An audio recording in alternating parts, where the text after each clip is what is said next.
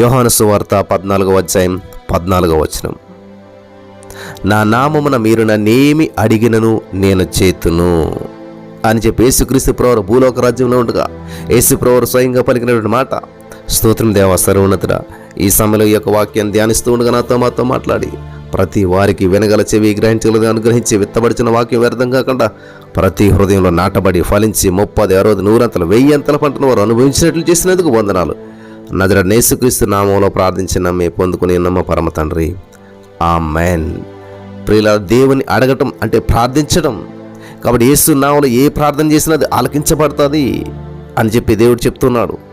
మీరు చేసే చిన్న ప్రార్థన, సాధారణమైన ప్రార్థన అవచ్చు. చిన్న ప్రార్థన పెద్ద ఫలితాలు ఇస్తుంది. సాధారణమైనటువంటి ప్రార్థన అసాధారణమైన అద్భుతాలు చేస్తుంది. సాధారణమైనటువంటి ప్రార్థన అసాధారణమైనటువంటి అద్భుతం. మరి నిజంగా జరిగినటువంటి ఒక సంఘటన మీతో పంచుకోవాలని చెప్పి ఆశపడుతున్నాను. పాకిస్తాన్ దేశంలో ఎంతో నిష్టగా ఇస్లాం మతాన్ని అవలంబిస్తున్నటువంటి కుటుంబానికి చెందినటువంటి ఒక సహోదరి ఉన్నది. పాకిస్తాన్లో ఇస్లాం మతం. ఆ సహోదరి పేరు గుల్షన్. ఆ ముస్లిం సహోదరి పేరు గుల్షన్. ఆమె యేసుక్రీస్తు ప్రభువారిని సొంత రక్షణగా స్వీకరించింది. మరి ప్రస్తుతం ఆమె ఇంగ్లాండ్ దేశంలో అక్కడ నివాసం చేస్తూ ఉంది. ఒకసారి ఆమె యొక్క పెద్ద అక్క తీవ్రమైనటువంటి అస్వస్థతకు గురైపోయింది. ఆ యొక్క గుల్షన్ అనేటువంటి సహోదరు వాళ్ళ పెద్దక్క అనారోగ్య సమస్యతో బాధపడుతుంది. మరణావస్థ స్థితిలోకి వెళ్ళిపోయింది. ఇంక చనిపోయే స్థితిలో ఉన్నది. ఆమె చివరి శ్వాస విడిచే ముందు, చనిపోయే ముందు, చనిపోక ముందు తన చిన్న చెల్లి అయినటువంటి గుల్షన్ చూడాలని చెప్పి ఆశపడ్డది. ఆ వార్త గుల్షన్ గారికి అందింది. అమ్మా, చనిపోటకు సిద్ధంగా ఉందాక ఒక్కసారి నిన్ను చూడాలని ఆశపడుతుంది. ఈ గుల్షన్ అనేటువంటి సహోదరి ఆ విషయమై తన గదిలో ప్రార్థన చేస్తూ ఉన్నది. తన అక్క దగ్గరికి వెళ్ళే ముందు ప్రార్థన చేస్తూ ఉన్నది. అప్పుడు దేవుడు చెప్తున్నటువంటి మాట, అమ్మా నువ్వు వెళ్ళు, నీ సహోదరి మరణించదు అని చెప్పి ప్రభు ఆమెకు చెప్పాడు. హల్లెలూయా. ప్రార్థిస్తూ ఉండగా నువ్వు వెళ్ళు, నీ సహోదరి మరణించదు అనేటువంటి మాట స్వరం విన్నది. హల్లెలూయా. జాగ్రత్తగా వినాలి. ఆమె అక్కడికి వెళ్ళి చూసినప్పుడు అప్పటికే తన అక్క మరణించింది. ఆమె శవం దగ్గరికి వెళ్ళింది. ప్రభు ఏమో మీ అక్క మరణించదని చెబితే ఆమె వెళ్ళేసరికి ఏమో అక్క మరణించింది. పరిస్థితులు ఎలాగుంటాయి? దేవుడు చెప్పిన మాట నిరర్థకమవుతుందా? అప్పుడు ప్రభువా, నా సహోదరి మరణించదని మీరు నాకు వాగ్దానం చేశారే, అయినా కానీ ఈమె చనిపోయింది అని చెప్పి పలికి తన సహోదరి కొరకు ప్రార్థించడం మొదలుపెట్టింది.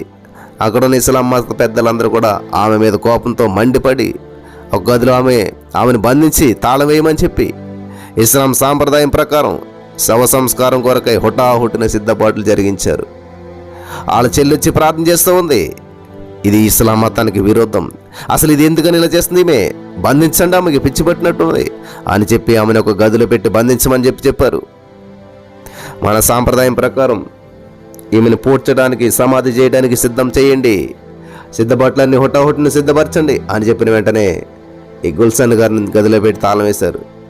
చివరికి ఆ సేవపేటకి సమాధికి తీసుకుని వెళ్ళిపోకముందే చివరి చూపుగా గుల్షన్ తన సహోదరి మొక్క ఒకసారి చూడొచ్చునని చెప్పి వారు తలంచి బంధించబడినటువంటి గదిలో నుంచే ఆమెను పిలిపించారు.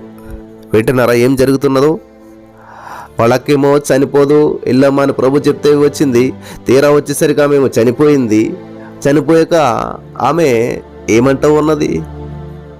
ప్రభా, నా సహోదరి మరణించదని చెప్పి వాగ్దానం చేశారు కదా, ఆయన సరే ఈమె చనిపోయింది అని చెప్పి తన సహోదరి కొరకు ప్రార్థించడం మొదలుపెట్టింది. ప్రార్థన చేస్తూ ఉంటుంటే ఇంకా ఇస్లాం మత పెద్దలందరూ ఆమెను తీసుకుని గదిలో పెట్టి బంధించేశారు. ఇంక సరే వెళ్ళిపోతుంది వాళ్ళక్క సమాధి చేయడానికి, చివరి చూపుగా చూసుకుంటుందని చెప్పి అంతవరకు బంధించి ఆమెను అప్పుడు ఆ గదిలోంచి అలా ఓపెన్ చేసి బయటకు తీసుకుని వచ్చి వాళ్ళ అక్క దగ్గర తీసుకుని వచ్చారు. ఒకసారి చూసుకో మీ అక్కనని చెప్పి ఆ బంధించబడిన గది నుంచి బయటకు వెళ్ళిపించారు. ఆమె ఆ శవం దగ్గరికి వెళ్ళి దాని మీద చేతులుంచి, ప్రభువా, నా సహోదరి చనిపోయినది మీరు నాకు వాగ్దానం చేసేది కదా అని చెప్పి నజరేయుడైన యేసుక్రీస్తు నామములో నా అక్కను బ్రతికించినందుకు వందనాలు, జీవం ఇచ్చినందుకు వందనాలు, in the name of Jesus, యేసు నామములో అని చెప్పి అలా పలుకుచూ ఉండగానే, ప్రార్థిస్తూ ఉండగానే ఆ క్షణమే తక్షణమే ఆమె యొక్క పెద్ద సహోదరి కళ్ళు తెరిచి చూసి ఆ సమాధిలో నుంచి, ఆ శవపేటికలో నుంచి లేచి కూర్చున్నది. హల్లెలూయా! వాస్తవంగా జరిగిన సంఘటన. లేచి కూర్చున్నది. దీనిని చూసినటువంటి ఆ ఇస్లాం పెద్దలు ఆశ్చర్యంతో నిశ్చేష్టులైపోయారు. ఆశ్చర్యంతో అర్థం కాని పరిస్థితులకు వెళ్ళిపోయారు. హల్లెలూయా! ప్రాణంతో లేచినటువంటి ఆ సహోదరి పరలోకంలో తాను చూసినటువంటి వాటిని అక్కడ ఉన్న వారందరితో పంచుకున్నది. పరలోక అనుభూతులు పంచుకున్నది. Thank you Jesus. నా ప్రియమైనటువంటి సహోదరి, స్నేహితులారా, నీకు వాగ్దానం చేసినటువంటి దేవుడు దాన్ని నెరవేర్చగలడని నమ్ముచున్నావా? వెలిచూపు వలన కాక విశ్వాసం వలన నడుచుకొనవలసి ఉందని చెప్పి ఆయన నమ్మదగిన వాడని చెప్పి విశ్వసిస్తున్నావా? ఆయన వాక్యంలో ఉన్నటువంటి వాగ్దానాలన్నీ మనకు సొంతమే. మనం ఆ వాగ్దానాల మీద ఆనుకోవాలి. వాటిని మనం విశ్వసించి హత్తుకోవాలి. మన ప్రభు మహోన్నతమైనటువంటి స్థలంలోని సకల ఆశీర్వాదములను మన మీద కుమ్మరించటకై ఆయన సిద్ధంగా ఉన్నాడు. కాబట్టి ఈ రోజున ప్రార్థన ఏం చేసిందంటండి? శవపేటికలో ఉన్నటువంటి శవాన్ని లేచి కూర్చునేలాగా సజీవంగా నిలబెట్టింది. ప్రార్థన. హల్లెలూయా! శవపేటికలో ఉన్నటువంటి శవాన్ని లేపింది. Thank you Jesus. ఎంత శక్తివంతమైనటువంటి ప్రార్థనతో చూసారా? పలికితే కలిగింది. ఆమె పలికింది. నా నామ ఏదడి తెచ్చేస్తానన్న దేవుడు యేసు నామను బట్టి వాళ్ళ అక్కలోనికి జీవాన్ని ప్రకటించింది. హల్లెలూయా! అద్భుతాన్ని చూస్తుంది. అటువంటి కృప ఇక్కడ ఈ మాటలు వినిచిన వారందరికీ దేవదేవుడు అనుగ్రహించి నడిపించి బలపరచును గాక. ఆమేన్.